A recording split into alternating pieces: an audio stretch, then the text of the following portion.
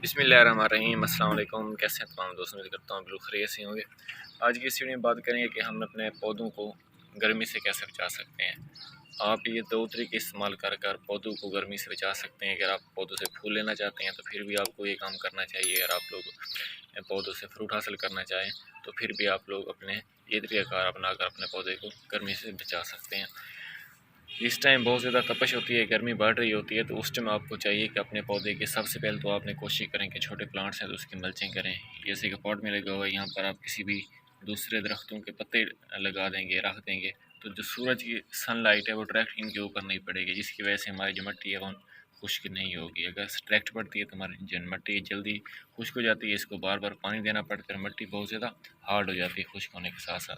तो उसके बाद दूसरा आपने ये काम करना है कि अपने पौधों को छाँव पर रखना है, शेड बना। हम लोग अगर अपना हिसाब लगा लें तो हम कितनी गर्मी बर्दाश्त कर सकते हैं। मीन के जिस टाइम तो कम टेम्परेचर की धूप होती है तो उस टाइम हम लोग बहुत इंजॉय करते हैं। इसी तरह ये जो छोटे छोटे पौधे होते हैं ये भी वो वाली धूप पसंद करते हैं।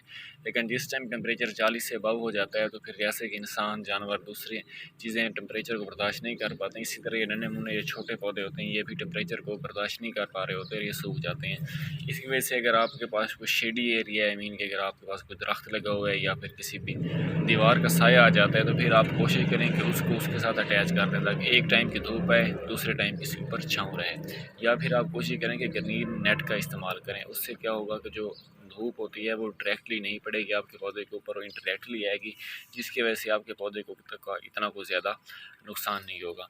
तीसरा आपने ये काम करना है कि अपने पौधे को पानी देने के औकात चेंज करने हैं। मीन के गर्मियों में जो आपने अपने पौधे को पानी देना है वो आपने सुबह सुबह पानी दे देना है आपने पौधे को, या फिर आपने अपने पौधे को शाम टाइम पानी देना है। मीन के या फिर सूरज तुलू होने से पहले आपने अपने पौधे को पानी दे देना है, या फिर सूरज ग़रूब होने के बाद आपने अपने पौधे को पानी देना है। उससे क्या होगा कि हमारे पौधे के अंदर ज़्यादा से ज़्यादा नमी बनी रहेगी।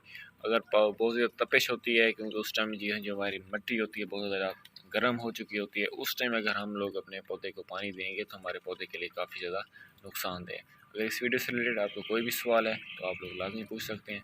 इंशाल्लाह जितना मेरे नॉलेज में हुआ आपको जवाब देने की कोशिश करूँगा। इंशाल्लाह बहुत जल्द मुलाकात होती है एक नए प्लांट के साथ। तब तक के लिए इजाज़त दीजिए। अल्लाह हाफ़िज़।